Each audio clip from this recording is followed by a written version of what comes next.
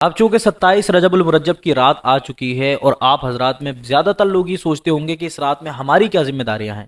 دیکھیں، اللہ نے اپنے محبوب کو اپنا دیدار کرایا، یہ اس رات کی بڑی عظمت ہے اور اس مہینے کی بھی بڑی عظمت ہے۔ اللہ تعالیٰ کے جو پسندیدہ مہینے ہیں ان میں ایک مہینہ رجب شریف کا بھی ہے۔ امام جعفر صادق، حضرت امیر معاویہ اور دیگر بڑی بڑی ہستیاں اس مہینے کے اندر اس دنیا سے تشریف لے کے گئے، ان کے عرس ہوتے ہیں۔ اور ساتھ ہی ساتھ ایک بڑا کارنامہ یہ ہے کہ اللہ رب العزت نے اپنے پیارے حبیب کو اپنا دیدار کرایا، اور یہی وہ رات ہے کہ جس میں اللہ کے رسول نے حق شفاعت اللہ تعالیٰ سے لیا ہے، اور اس کے بعد میں پوری امت کے لیے گناہوں سے مغفرت کی دعائیں آپ نے کی ہیں، اور کہا کہ قیامت کے دن میں اپنے امتیوں کے لیے سفارش کروں گا اور اللہ تعالیٰ میری سفارش پر میرے گنہگار امتیوں کو جنت عطا فرمائے گا۔ تو اب یہاں پر یہ تو وہ ذمہ داریاں تھیں جو اللہ کے رسول نے اپنے ذمہ لی تھیں، اپنے ذمہ کرم میں لی تھیں۔ ہماری کیا ذمہ داریاں ہیں؟ دیکھیں، سب سے پہلی چیز میں آپ کو بتاؤں، علماء کرام نے فرمایا کہ اس رات کے اندر عبادتیں کی جائیں، اللہ تعالیٰ سے اپنے گناہوں کی توبہ کی جائے، استغفار کیا جائے۔ اللہ تعالیٰ گناہوں کو معاف بھی فرماتا ہے اور ساتھ ہی ساتھ اللہ رب العزت دعاؤں کو قبول بھی فرماتا ہے۔ ایسی مبارک رات ہوگی تو ظاہر ہے کہ اللہ تبارک و تعالیٰ گناہوں کو معاف فرمائے گا۔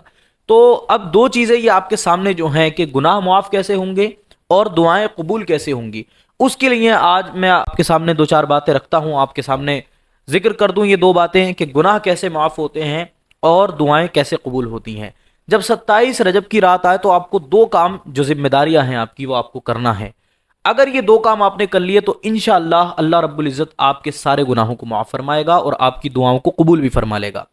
پہلا جو کام ہے وہ اپنے گناہ سے توبہ کرنا، اپنے گناہ کی معافی مانگنا، اللہ تعالیٰ کے سامنے گڑ گڑانا، رونا کہ اللہ میرے اس گناہ کو معاف کر دے۔ اور دوسری چیز 12 رکعت نماز جو ہے اس نماز کو پڑھنا تاکہ اللہ تعالیٰ دعاؤں کو قبول فرما لے۔ اب بندہ گناہ سے توبہ کیسے کرے؟ سب سے بڑا اور موٹا سوال یہی آتا ہے کہ سارے کام کر لیں لیکن گناہ سے توبہ کیسے کریں، اور ہمیں کیسے پتا چلے گا کہ ہماری توبہ اللہ کی بارگاہ میں قبول ہوئی بھی ہے کہ نہیں ہوئی ہے؟ تو میں آپ کے سامنے دو باتیں عرض کر دوں۔ توبہ کا طریقہ جو قرآن مجید نے دیا ہے، فرمایا توبو الی اللہ توبۃ نصوحا، اللہ کی طرف ایسی توبہ کرو کہ دوبارہ پھر اس گناہ کی طرف غور نہ کرو، دوبارہ اس گناہ کی طرف توجہ نہ کرو۔ اس طرح توبہ کرو کہ اللہ تمہاری توبہ سے خوش ہو جائے اور تمہارے لیے جنت کا راستہ آسان کر دے۔ تو اب یہ توبہ کیسے ہوگی؟ دیکھیں، اللہ کے رسول صلی اللہ علیہ وسلم کی ایک حدیث پاک ہے، فرمایا جو شخص اچھے طریقے سے وضو کرے اور پھر نماز پڑھے تو فرمایا گیا کہ اللہ تبارک و تعالیٰ اس کے سارے گناہوں کو معاف کر دیا کرتا ہے۔ اور پھر بندے کی نیت بھی دیکھی جاتی ہے کہ بندہ دعا کر رہا ہے، توبہ کر رہا ہے کہ نہیں کر رہا، اپنے گناہ کی معافی کی دعا کر رہا ہے کہ نہیں کر رہا ہے۔ اگر دل سے کر رہا ہے تو اللہ تعالیٰ دعا کو قبول فرمائے گا، توبہ قبول فرما لے گا۔ لیکن اگر نیت ہی نہیں تھی، بس ایسے استغفر اللہ کر رہے ہیں، تو پھر ایسی توبہ کا کوئی فائدہ نہیں۔ آپ کو میں ایک طریقہ بتاتا ہوں، آپ اس طریقے پر دعا کریں اور توبہ کریں، اللہ تبارک و تعالیٰ توبہ کو قبول فرمائے گا۔ دیکھیں، سب سے پہلی چیز ملحوظ خاطر اپنے ذہن میں یہ چیز رکھیں کہ آپ کو جب آپ نے کسی گناہ سے توبہ کرنے کے لیے جا رہے ہیں نا، تو پھر اس گناہ پر آپ شرمندہ ہوں اور اللہ کے سامنے رو جائیں۔ جب آپ اللہ کے سامنے روتے ہیں تو اللہ تعالیٰ فرشتوں میں کہتا ہے دیکھو یہ میرا بندہ ہے، گناہ بھی کرتا ہے، میرے حکم کی خلاف ورزی بھی کرتا ہے، اور آخر میں پھر یہی کہتا ہے کہ اللہ تیرے سوا میرا کوئی نہیں ہے۔ تو اس وقت مجھے اپنے بندے سے شرم آ جاتی ہے کہ میرا بندہ مجھ سے کہتا ہے قد استحییت من عبدی، میرے بندے سے مجھے شرم آتی ہے کہ میرا بندہ مجھے کہہ رہا ہے کہ تیرے سوا میرا کوئی نہیں ہے، اور اس کے باوجود بھی میں اس کے گناہ معاف نہ کروں۔ میں قادر ہوں، فرشتوں گواہ ہو جاؤ، میں نے اس کے گناہوں کو معاف کر دیا ہے۔ اسی وقت اللہ تعالیٰ گناہوں کو معاف کر دیا کرتا ہے۔ تو ندامت جو ہے وہ بہت بڑی چیز ہے۔ گناہ اور اس کے معاف ہو جانے سے بھی زیادہ بڑی چیز ہے ندامت۔ انسان جو شرمندہ ہوتا ہے، جتنا راضی اللہ اس وقت بندے سے ہوتا ہے اس سے زیادہ راضی نہیں ہوتا۔ توبہ کرنے کے بعد بندے کو معاف کر دیا اللہ نے تو اب یہ تعلق ختم، لیکن جتنی دیر بندہ شرمندہ ہوتا رہتا ہے اتنی دیر اللہ تعالیٰ سے اس کا تعلق جڑا رہتا ہے۔ اس لیے گناہ پر شرمندہ ہونا بھی ضروری ہے۔ تو پہلا کام یہ کریں کہ گناہ پر شرمندہ ہو۔ دوسرا کام یہ کرے کہ اسی وقت سے اس گناہ کو چھوڑ دے۔ یہ مطلب نہیں کہ گناہ کر رہے ہیں پھر توبہ، یا پھر گناہ کرتے ہوئے کہہ رہے ہیں کہ توبہ کر لیں گے، تو پھر ایسی توبہ قابل قبول نہیں ہوتی۔ جس وقت گناہ سے توبہ کی ہے اسی وقت اس گناہ کو بالکل چھوڑ دیں۔ اور پھر تیسری چیز، آئندہ کبھی بھی اس گناہ کو کرنے کا ارادہ نہ کرے، ہمیشہ کے لیے ختم کر دے کہ یہ اب میں نے چھوڑا ہے، انشاءاللہ دوبارہ کبھی بھی اس جرم کو نہیں کروں گا۔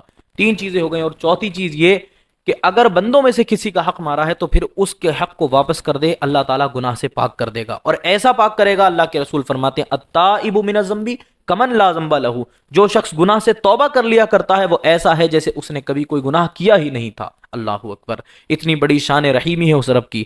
اس کے بعد میں آپ کو کیا کرنا ہے، آپ اسی رات کے اندر مصلی پر کھڑے ہوں وضو کر کے، اور نیت میں آپ بس اتنا لفظ بڑھا لیں کہ نیت کی میں نے 2 رکعت نماز صلاۃ التوبہ کی۔ یہ توبہ کی نماز آپ کو اسپیشلی پڑھنا ہے اللہ کو راضی کرنے کے لیے۔ آپ نیت کریں اور اس کے بعد میں پھر آپ نیت باندھ کے کھڑے ہو جائیں، الحمد شریف پڑھیں گے، ثنا پڑھیں گے، الحمد شریف پڑھیں، اور اس کے بعد میں کوئی بھی صورت ملا لیں۔ پھر اس کے بعد میں اسی طرح سے آپ دوسری رکعت بھی کریں، 2 رکعت پڑھنے کے بعد آپ سلام پھیر لیں، اور سلام پھیرنے کے بعد فوراً آپ استغفار کی تسبیح پڑھیں اور روئیں، اللہ کے سامنے دعائیں کریں کہ اللہ مجھ سے جو گناہ ہوئے ہیں اپنے کرم سے انہیں معاف فرما دے، تو ارحم الراحمین ہے، میرے گناہ کو معاف کر دے۔ یہاں تک آتا ہے کہ جب بندہ اللہ تعالیٰ کو ارحم الراحمین کہہ کر پکارتا ہے، اس کو اس کی رحمت کا واسطہ دیتا ہے، تو اس بندے کے ہاتھ نیچے بعد میں آتے ہیں، اللہ تعالیٰ اس کے گناہوں کو پہلے معاف کر دیا کرتا ہے۔ تو ان چیزوں کا خیال رکھیں۔ اب اس کے بعد میں آئیے، جب رات کا وقت ہو جائے تو بعض علماء نے لکھا کہ مغرب کے بعد، بعض نے لکھا عشاء کے بعد، یہ الگ الگ طریقے ہیں، آپ جس وقت میں بھی چاہیں، لیکن بہتر یہ ہے کہ عشاء کے بعد یہ نفل پڑھے جائیں یا مغرب کے بعد بھی پڑھے جا سکتے ہیں۔ 6 سلاموں کے ساتھ آپ کو 12 رکعت جو ہے وہ پڑھنا ہے۔ بعض حضرات نے 20 رکعت بھی دیے ہیں، اور پھر ان کے مختلف طریقے دیے ہیں کہ 20 مرتبہ یا 20 مرتبہ سورہ اخلاص پڑھی جائے رکعتوں کے اندر، لیکن آپ نارملی جیسے پڑھی جاتی ہے آپ ویسے بھی پڑھ سکتے ہیں۔ ہاں، اگر سورہ اخلاص والا عمل آپ نے کر لیا تو اللہ تبارک و تعالیٰ بہت زیادہ، کیونکہ 3 مرتبہ سورہ اخلاص پڑھنے پر اللہ پورے قرآن کا ثواب عطا فرماتا ہے، 21 مرتبہ پڑھنے پر اللہ تعالیٰ کتنا ثواب عطا فرمائے گا۔ تو یہ جو آپ کے مقامی علماء ہیں آپ ان سے پوچھ سکتے ہیں کہ کس طرح سے آپ کو اور کیا کیا پڑھنا ہے، لیکن خاص طور سے 12 رکعت پڑھنا ہے، یہ سب سے بہتر چیز ہے۔ 12 رکعت آپ کو پڑھنا ہے، اور 6 سلاموں کے ساتھ میں آپ کو 2 رکعت کی نیت باندھنا ہے، پھر آپ کو سلام پھیر دینا ہے 2 کے بعد میں، پھر دوسری نیت کرنا ہے 2 رکعت کی، پھر اس کے بعد میں آپ کو سلام پھیر دینا ہے۔ اس طرح سے آپ ٹوٹل مار کے 6 سلام ہوں گے اور 12 رکعتیں ہو جائیں گی۔ آپ یہ 12 رکعتیں پڑھیں اور اس کے بعد میں اگلے دن کے روزے کی آپ نیت کر لیں، روزہ رکھیں گے انشاءاللہ رب العزت اللہ تبارک و تعالی آپ کی آنے والی سال تک اکثر دعاؤں کو اپنی بارگاہ میں قبول فرمائے گا۔ یہاں تک فرمایا علماء کرام نے کہ جو بندہ اچھی نیت کے ساتھ روزہ بھی رکھ لے اور اس رات میں عبادت بھی کر لے، تو علماء فرماتے ہیں کہ اس شخص کو اللہ تعالیٰ اس سال موت سے نجات دے دیا کرتا ہے، موت سے اس کی حفاظت فرمایا کرتا ہے۔ زیادہ بڑی اس کی کیا فضیلت میں بیان کر سکتا ہوں، اللہ رب العزت سے بس دعا کریں کہ اللہ تعالیٰ اس رات میں ہمیں عبادتیں کرنے کی توفیق عطا فرمائے، اور اللہ تبارک و تعالیٰ ہم سب پر اپنا خاص فضل و کرم نازل فرما کر ہمارے گناہوں کو معاف فرمائے۔